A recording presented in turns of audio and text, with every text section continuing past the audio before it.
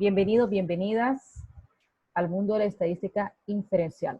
Hoy hablaremos sobre los conceptos, sobre pruebas de hipótesis para medias y para proporciones. Muy a menudo en la práctica se toman decisiones sobre poblaciones, partiendo de información muestral. De ahí la importancia de la estadística inferencial. Tales decisiones se llaman decisiones estadísticas.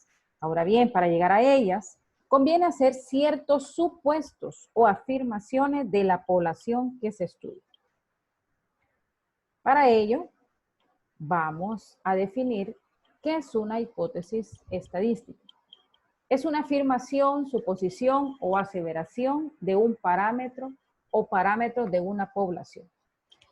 Es decir, aunque no sepamos al 100% cómo se comporta la variable o cuál es exactamente el parámetro, es decir, la medida que lo describe, ya sea una media poblacional o ya sea una proporción poblacional, siempre tenemos algunas afirmaciones o suposiciones sobre dichos valores. Es importante recordar que las hipótesis siempre son proposiciones sobre la población o también sobre el tipo de distribución que nos muestran los datos. No se basan en proposiciones sobre la muestra. Ahora bien, de las muestras, de los datos que nosotros obtenemos en las muestras, es que nosotros al final pues vamos a analizar si contamos con la suficiente evidencia estadística para poder rechazar o no rechazar esas afirmaciones. ¿Cómo vamos a lograr ello? Mediante la aplicación de una prueba de hipótesis. ¿Y qué es una prueba de hipótesis? Es un proceso basado en la evidencia de una muestra que consiste en aceptar o rechazar afirmaciones sobre los parámetros de la población. ¿Qué tipos de hipótesis estadística podemos encontrar? En este caso nos vamos a limitar a estos dos tipos de hipótesis. Hipótesis nula, la cual vamos a representar con las letras HO, y la hipótesis alternativa con las letras HA. Tenemos entonces como ejemplo de hipótesis algunas situaciones comunes en el quehacer profesional. Por ejemplo, la nueva campaña publicitaria ha incrementado las ventas mensuales por encima de 12,000 empiras. O también podríamos afirmar que el porcentaje de artículos defectuosos por día no es mayor al 5%. Estas son algunas hipótesis. Por lo tanto, la hipótesis nula es la suposición que se desea probar. Es una afirmación sobre el parámetro con un valor específico. Considerando estos ejemplos, si nos tocara plantear una hipótesis nula, entonces podríamos utilizar como medidas poblacionales tanto una media o una proporción, es decir, estos parámetros. En el caso de que la nueva campaña publicitaria ha incrementado las ventas mensuales por encima de 12,000 empiras, nuestra hipótesis nula es dicha afirmación.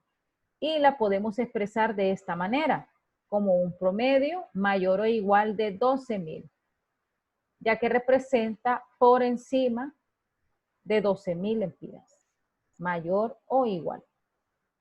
O en el caso del porcentaje de artículos defectuosos, podríamos representar la hipótesis nula de esta manera. Pi es menor o igual del 5%, menor o igual, ya que nos argumenta que no es mayor. En el caso de la hipótesis alternativa, nos dice que contradice lo planteado en la hipótesis nula. Es la hipótesis que se acepta cuando se rechaza la hipótesis nula. Si esta es la hipótesis nula, la alternativa correspondiente ahora me expresaría la relación menor de 12,000 empiras. O si esta es la hipótesis nula, en donde observo una relación de menor o igual, la alternativa ahora me va a expresar mayor del 5%. ¿Qué errores podemos encontrar cuando tomamos una decisión de rechazar o no la hipótesis nula. Aquí observamos este cuadro en donde relacionamos el tipo de decisión que se toma en la prueba de hipótesis, ya que en la prueba de hipótesis, como lo vamos a ver más adelante, tiene una serie de pasos y en uno de esos pasos está el tomar la decisión si rechazamos o no rechazamos la hipótesis nula. Realmente nosotros desconocemos la realidad. Si nosotros supiéramos la realidad, no habría necesidad de hacer estimaciones ni pruebas de hipótesis. Pero no tenemos la realidad al 100%, solo manejamos afirmaciones y suposiciones. Por lo tanto, aunque no conozcamos la realidad, tenemos que tomar decisiones. Entonces, en esa medida surgen 4 posibles situaciones. Vamos a asumir que la afirmación que tenemos sobre ese parámetro es cierto. Y nosotros tomamos la decisión de rechazarlo, estamos cometiendo un error. Y ese error se denomina error de tipo 1, que se representa con alfa o nivel de significancia. El error de tipo 1 es la probabilidad de rechazar la hipótesis nula cuando esta es cierta. Esta probabilidad es comúnmente denotada por la letra alfa. Entonces aquí podemos ilustrar, ¿verdad?, esta situación. Aquí conocemos la realidad. Sabemos que esta señora está embarazada. Es la realidad. Es cierta esta afirmación. Pero observamos que la doctora rechaza esta afirmación. Por lo tanto, este es un ejemplo en donde se comete el error de tipo 1. O, en este caso, a nivel profesional, en el área de la comercialización, nos dice que el producto tiene potencial. Esa es la realidad. Pero tomamos la decisión de rechazar esa realidad y al final se decide que no se va a comercializar. Por lo tanto, es un error del tipo 1. ¿Qué sucede en la siguiente situación? Realmente la afirmación es falsa, pero nosotros aquí también asumimos que es falsa y que la rechazamos. Por lo tanto, esa es una decisión correcta, porque siendo falsa la afirmación y si nosotros la rechazamos, esa es una decisión correcta. Es decir, el producto no tiene la acogida suficiente, es una realidad, ¿verdad? No tiene la acogida suficiente y por lo tanto se decide que no se va a comercializar. ¿Qué sucede ahora cuando la afirmación es cierta y nosotros no la rechazamos? Es una decisión correcta. Por ejemplo, el producto tiene acogida en el mercado, es algo cierto, y resulta un éxito. ¿Cómo comprobamos que fue un éxito? Porque decidimos no rechazar dicha afirmación y al final se convirtió en una decisión correcta. Pero ¿qué sucede si la afirmación es falsa y no la rechazamos? Cometemos el error de tipo 2 que se representa con el símbolo de beta. El tipo de error que a nosotros nos interesa es el error de tipo 1, el nivel de significancia alfa, es decir, la probabilidad que siendo verdadera la afirmación, nosotros la rechacemos. En el caso del tipo 2, podemos ilustrarlo con esta imagen, en donde la afirmación es falsa y nosotros no la rechazamos. Ahora bien, ¿qué tipos de pruebas de hipótesis existen? Dependiendo de cómo planteemos las hipótesis nula y alternativa, surgen los tipos de pruebas. Tenemos la prueba de 2 colas o 2 extremos, en donde nos recomienda que la vamos a usar Si la hipótesis nula la planteamos como igualdad y la hipótesis alternativa, por lo tanto, como diferencia. Esta es su gráfica en donde observamos que hay dos zonas de rechazo limitada por estos valores críticos de confianza. Estos tipos de prueba de hipótesis se aplican tanto para medias como para proporciones. En los pasos de la prueba de hipótesis, vamos a calcular un estadístico. Ese estadístico al final lo vamos a ubicar en la gráfica. Si cae en zona sombreada, se decidirá rechazar la hipótesis nula. Pero si cae en zona no sombreada, se decidirá no rechazar la hipótesis nula. Tenemos también la prueba de una cola derecha y la prueba de una cola izquierda. ¿Cuándo utilizarlas? Se nos recomienda hacerlo cuando la hipótesis nula presenta símbolos de desigualdad. Cuando la nula es menor o igual y la alternativa es mayor, tenemos que utilizar la prueba de cola derecha. Es decir, solo hay una opción de rechazo. Y esa zona de rechazo está en el extremo derecho. Tenemos la prueba de una cola izquierda que se nos recomienda usar cuando tenemos planteadas las hipótesis de esta manera, en donde la hipótesis nula nos expresa mayor o igual y la alternativa nos dice menor, es decir, cola izquierda. Podemos observar que quien define el tipo de prueba es la alternativa, ya que esta funciona como una flechita y aquí me dice que es hacia la derecha o la derecha.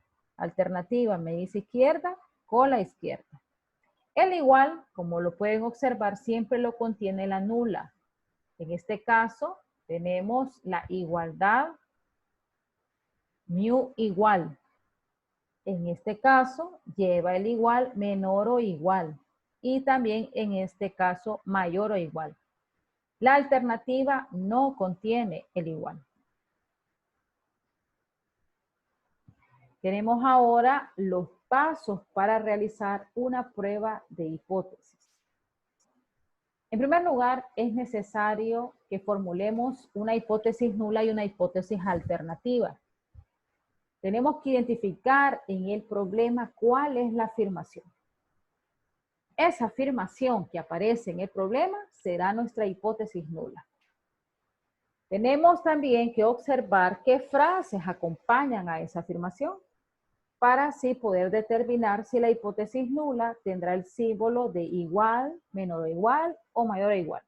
Y por lo tanto la alternativa va a ser lo contrario a lo que tenemos planteado en la hipótesis nula. Una vez que ya tenemos formuladas las hipótesis, tenemos que recordar con qué nivel de confianza y nivel de significancia estamos trabajando. Y ese es el paso 2. Ahí mismo decidimos qué distribución usar. Generalmente, la prueba de hipótesis es un segundo paso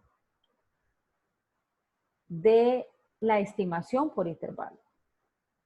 Por lo tanto, si en la estimación por intervalo nosotros hemos trabajado con la distribución Z, también en la prueba de hipótesis tendríamos que utilizar la distribución Z. En este mismo paso 2, al decidir qué distribución usar, si Z o T, encontramos el valor crítico en la tabla. Después de tener ese valor crítico, tenemos que hacer la gráfica de la distribución. ¿Qué gráfica vamos a hacer?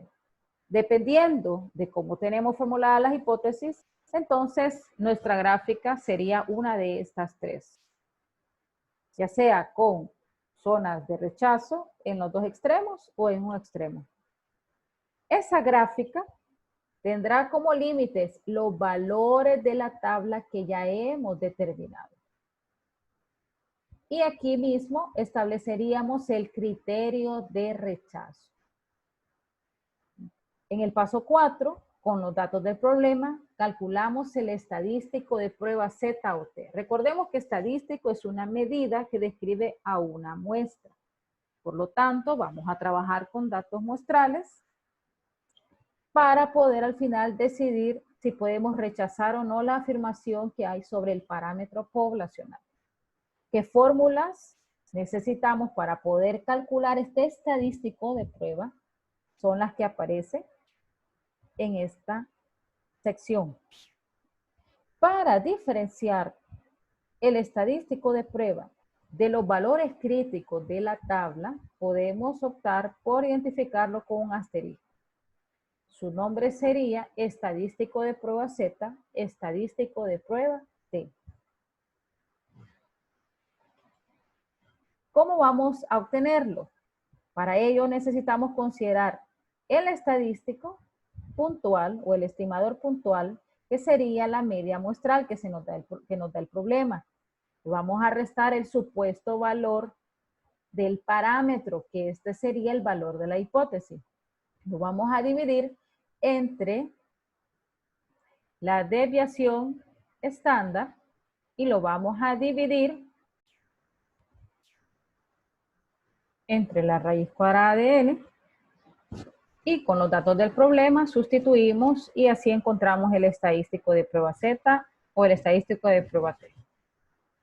Este valor que encontramos en el paso 4 lo ubicamos en la gráfica que hicimos en el paso 3. Si cae en zona sombreada, vamos entonces a tomar la decisión de rechazar o no rechazar la hipótesis nula. Una vez que ya tomamos dicha decisión, podemos establecer la conclusión.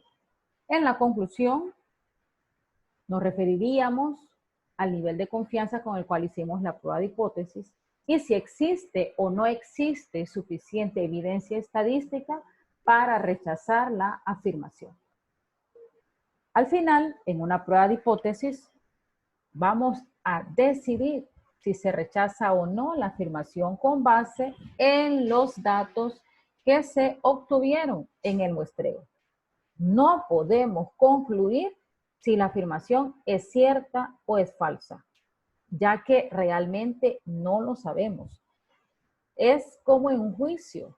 Si una persona es culpable en la realidad, pero no se lleva la suficiente evidencia que lo pueda demostrar, al final se declara inocente. Es el mismo caso entonces con una prueba de hipótesis. Al final no podemos decir si la afirmación que estamos probando es cierta o falsa. Lo único que podemos concluir es si existe o no existe suficiente evidencia para rechazarla. Y es así, pues, que hemos dado algunos fundamentos sobre las pruebas de hipótesis. En el siguiente video, pues, vamos a demostrar algunos ejemplos y algunas aplicaciones en Excel, ya sea para probar hipótesis de medias y para proporciones.